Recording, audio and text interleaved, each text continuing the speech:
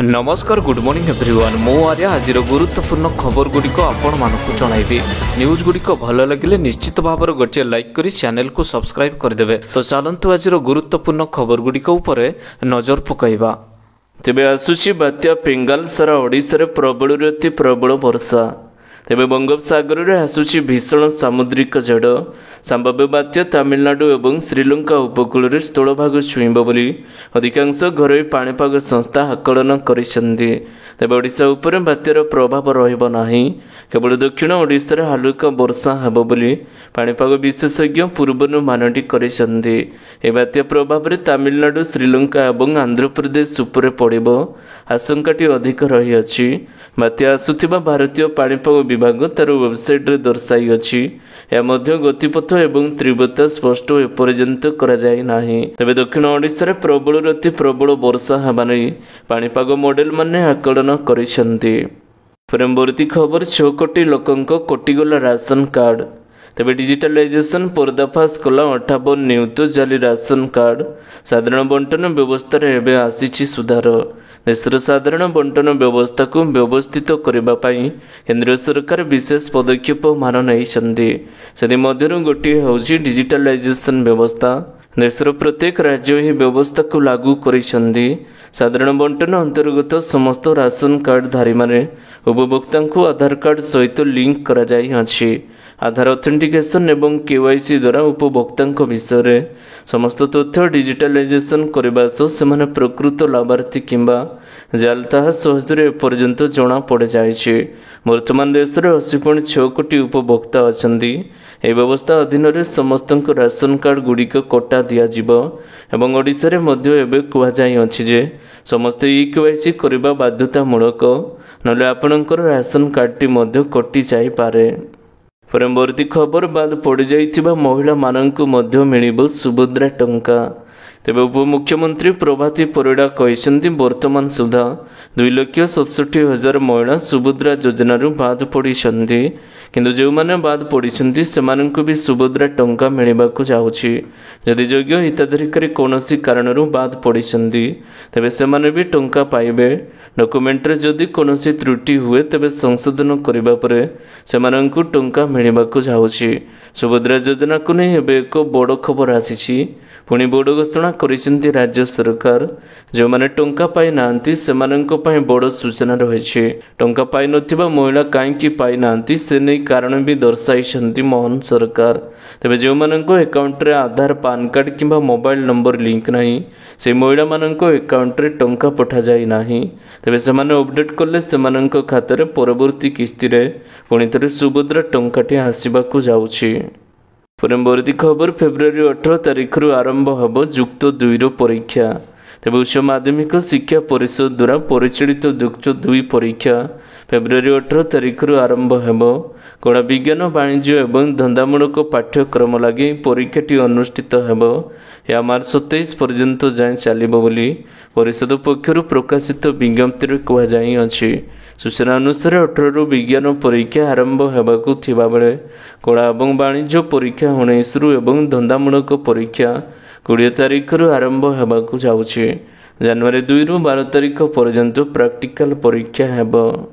परवर्ती खबर आसंता 23 रे मंत्री परिषद बैठक अतिरिक्त बजेट को नहीं हेब आलोचना।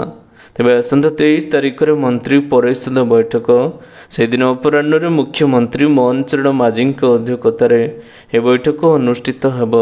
ए बैठक रे राज्यर अतिरिक्त बजेट उपरे आलोचना करा जिवो।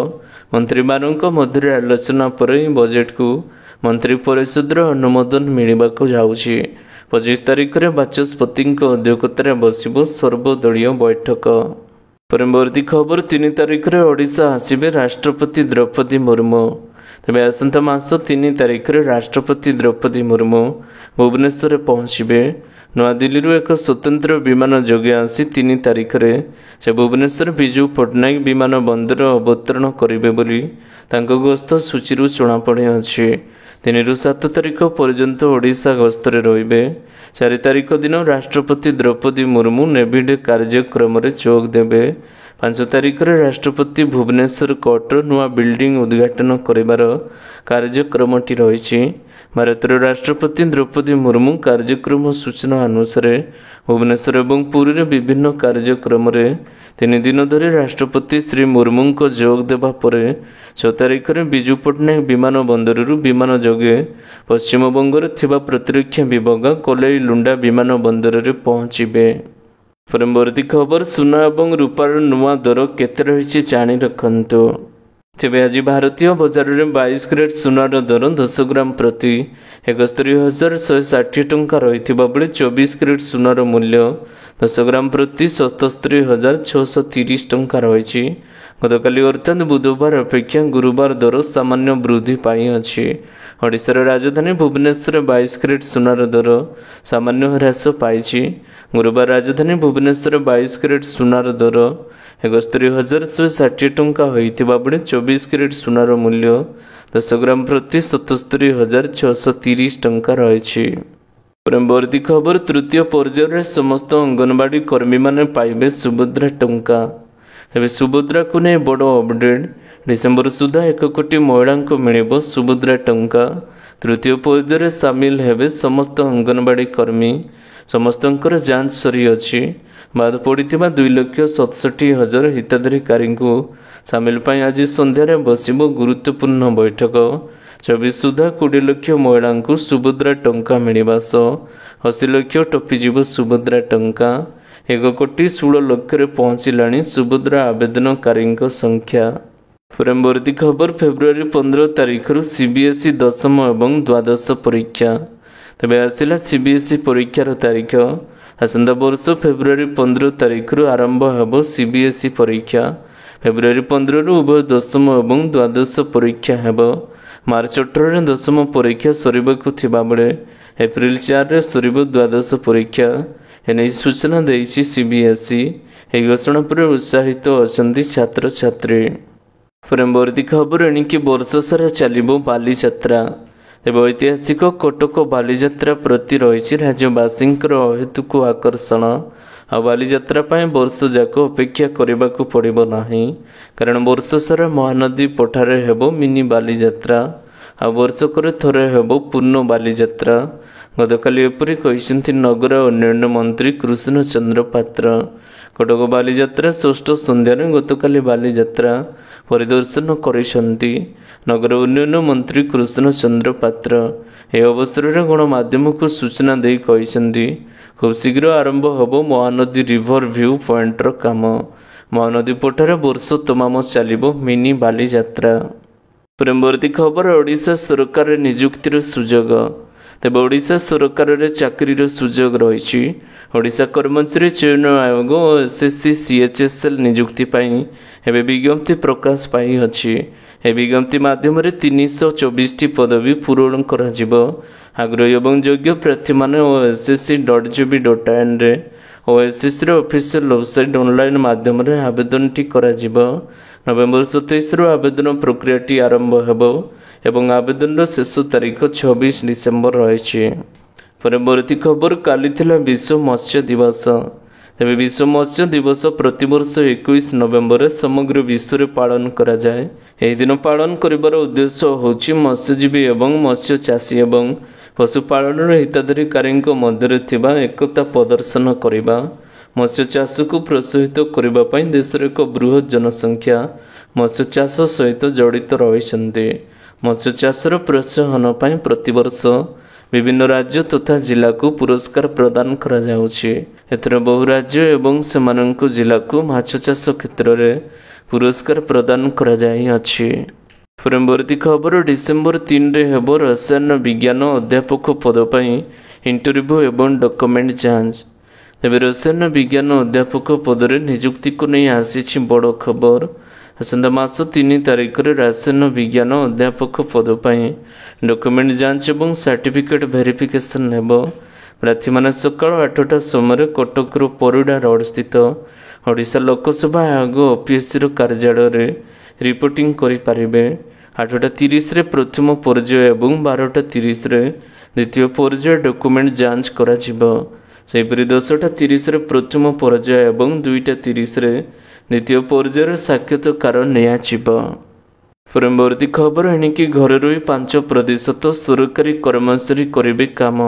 ତେବେ ଦିଲ୍ଲୀ ସରକାର ବାୟୁର ଗୁଣାତ୍ମକ ମାନ ହ୍ରାସ ପାଇଥିବା ଯୋଗୁଁ ଦିଲ୍ଲୀ ଏନସିଆର ଅଞ୍ଚଳରେ କାର୍ଯ୍ୟ କରୁଥିବା ପ୍ରାୟ 50% କର୍ମଚାରୀ ଘରେ ରହି କାମ କରିବା ଲାଗି ନିଷ୍ପତ୍ତି ଗ୍ରହଣ କରିଛନ୍ତି।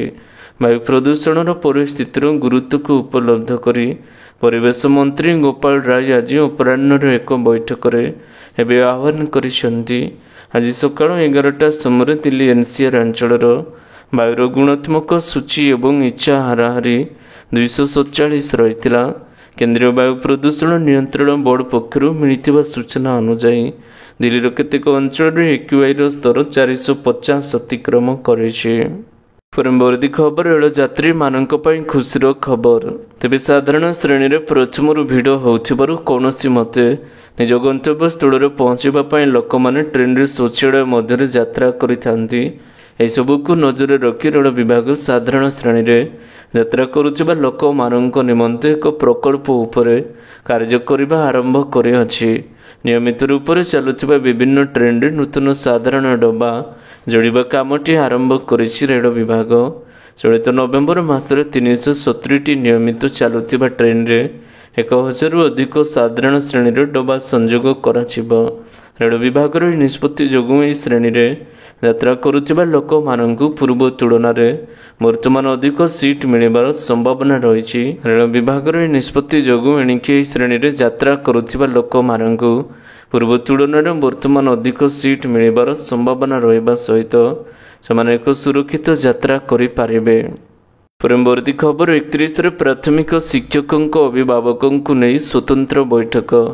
ଏବେ ପ୍ରଥମରୁ ଅଷ୍ଟମ ଛାତ୍ରଛାତ୍ରୀଙ୍କ ଅଭିଭାବକଙ୍କୁ ନେଇ ହେବ ସ୍ୱତନ୍ତ୍ର ବୈଠକ। ଆସନ୍ତା 30 ତାରିଖରେ ଏହି ବୈଠକ ବସିବ। ଏନେଇ ଓଡ଼ିଶା ବିଦ୍ୟାଳୟ ଶିକ୍ଷା କାର୍ଯ୍ୟକ୍ରମ ପ୍ରାଧିକରଣ ଅସେଫା ପକ୍ଷରୁ ଚିଠି କରାଯାଇଅଛି। ଗୋଷ୍ଠୀ ଏବଂ ବିଶ୍ୱବିଦ୍ୟାଳୟ ମଧ୍ୟରେ ଏକ ସମନ୍ୱୟ ସ୍ଥାପନ ପାଇଁ ଏହି କାର୍ଯ୍ୟକ୍ରମଟି କରାଯିବ।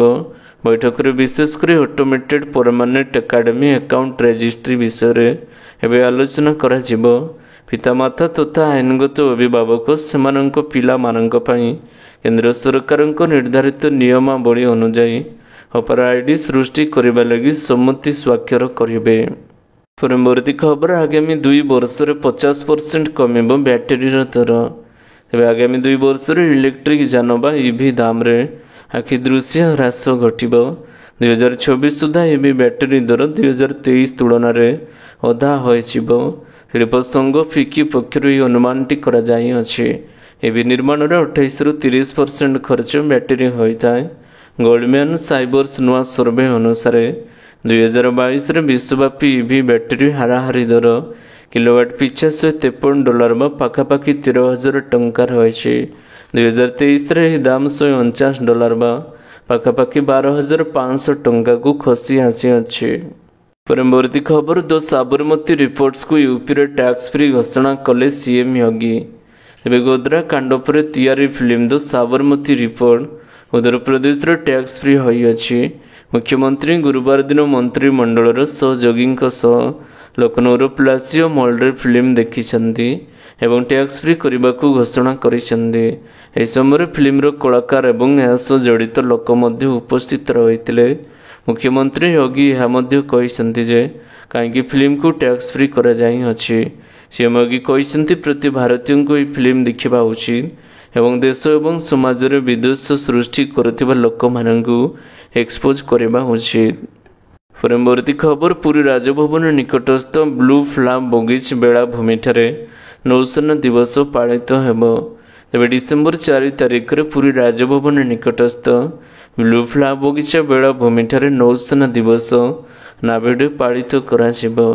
ଏଥିରେ ନୌସେନାର ବିବିଧ କାର୍ଯ୍ୟକ୍ରମ ପ୍ରଦର୍ଶନ ସହିତ ଚିତ୍ତାକର୍ଷକ ଏୟାର ଶୋ କାର୍ଯ୍ୟକ୍ରମ ମଧ୍ୟ ଅନୁଷ୍ଠିତ ହେବ। ଜଳଜାହାଜ ମଧ୍ୟରେ ଆକାଶ ମାର୍ଗରେ ଦୁଃସାହସିକ କୌଶଳ ପ୍ରଦର୍ଶନ କରାଯିବ।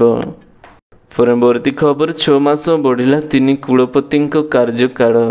ତେବେ ରାଜ୍ୟରେ 3 କୁଳପତିଙ୍କ କାର୍ଯ୍ୟକାଳ ବଢ଼ିଅଛି। ରାଜ୍ୟରେ 3 ପ୍ରମୁଖ ବିଶ୍ୱବିଦ୍ୟାଳୟ ଉତ୍କଳ ବିଶ୍ୱବିଦ୍ୟାଳୟ, ରମାଦେବୀ ମହିଳା ବିଶ୍ୱବିଦ୍ୟାଳୟ ଏବଂ ଗଙ୍ଗାଧର ମେହର ବିଶ୍ୱବିଦ୍ୟାଳୟର କୁଳପତିଙ୍କ କାର୍ଯ୍ୟକାଳକୁ ରାଜ୍ୟପାଳ ତଥା କୁଳାଧିପତି 6 ମାସ କାର୍ଯ୍ୟକାଳ ବୃଦ୍ଧି କରାଯାଇଅଛି। 6 ମାସ କାର୍ଯ୍ୟକାଳ ବୃଦ୍ଧି ନେଇ ରାଜଭବନ ପକ୍ଷରୁ ଏକ ବିଜ୍ଞପ୍ତି ପ୍ରକାଶ ପାଇଛି। କୁଳପତିଙ୍କର ଯେବେ କାର୍ଯ୍ୟକାଳ ଶେଷ ହେବାର ଥିଲା ସେବେଠାରୁ 6 ମାସ ପର୍ଯ୍ୟନ୍ତ କାର୍ଯ୍ୟକାଳ ବଢ଼ିଛି ବୋଲି ବିଜ୍ଞପ୍ତିରେ ଉଲ୍ଲେଖ କରାଯାଇଅଛି। ତେବେ ଆଶା କରୁଛି ଆଜିର ଗୁରୁତ୍ୱପୂର୍ଣ୍ଣ ଖବର ଗୁଡ଼ିକ ଆପଣମାନଙ୍କୁ ନିଶ୍ଚିତ ଭାବରେ ଭଲ ଲାଗିଥିବ। ଯଦି ଭଲ ଲାଗିଥାଏ ଭିଡ଼ିଓକୁ ଗୋଟେ ଲାଇକ୍ କରନ୍ତୁ ଏବଂ ଚ୍ୟାନେଲକୁ ସବସ୍କ୍ରାଇବ୍ କରିବା ପାଇଁ ବିଲକୁଲ ବି ଭୁଲନ୍ତୁ ନାହିଁ। ଆପଣଙ୍କ ଭଲ ପାଇବା ସ୍ୱରୂପ ଭିଡ଼ିଓକୁ ସେୟାର କରିଦେବେ। ପୁଣି ଦେଖା ହେବ ଲାଟେଷ୍ଟ ଅପଡେଟ୍ରେ। ସେତେବେଳେ ପର୍ଯ୍ୟନ୍ତ ବିଦାୟ ନେଉଛି। ବନ୍ଦେ ମାତରମ୍, ଟେକ୍ କେୟାର, ବାଏ ବାଏ।